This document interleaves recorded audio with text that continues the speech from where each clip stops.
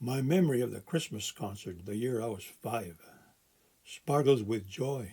One night after supper, just before Christmas, our little family bundled up and went by horse-drawn sleigh to the old community hall at the sports grounds on Sandy Lake Reserve, now known as Ahtahkakoop Cree First Nation.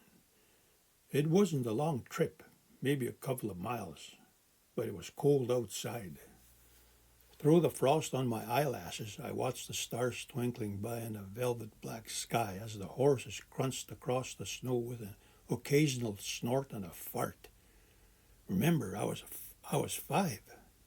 My little nose dripped inside the scarf wrapped around my red-cheeked face.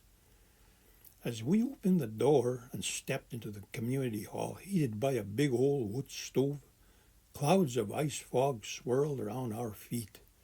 In the warmth, the excited crowd murmured expectantly, greeting family and friends and looking forward to the evening. There would be a nativity play and Christmas concert put on by the high school. Carols would be sung. Most importantly, Santa would visit.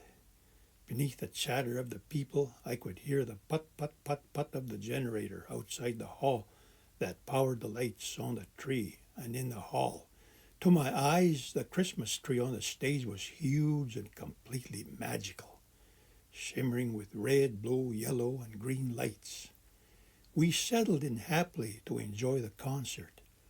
The only memory of it that comes up to me when I think back is of a little First Nations girl dressed up in a kilt and doing the Highland fling.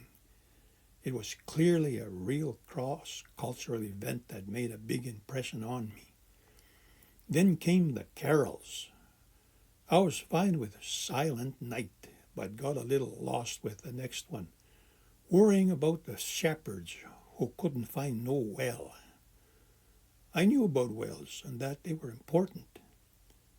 Finally, the big moment arrived for Santa to appear. All eyes were on the stage and you could hear a pin drop.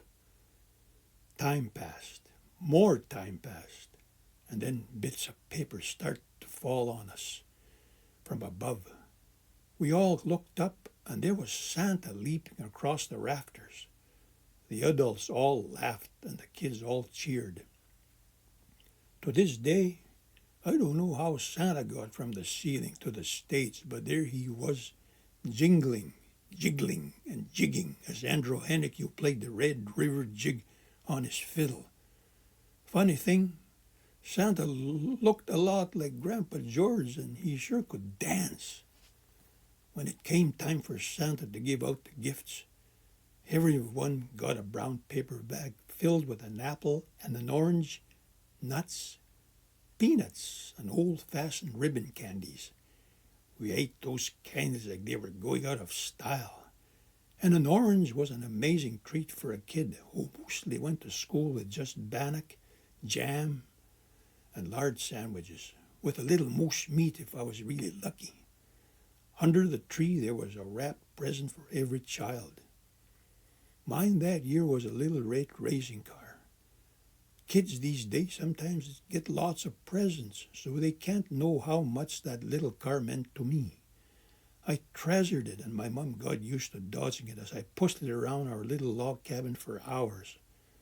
When I was growing up, nothing much was easy, but thanks to my family and community, my Prairie Christmas memories are always full of love and magic.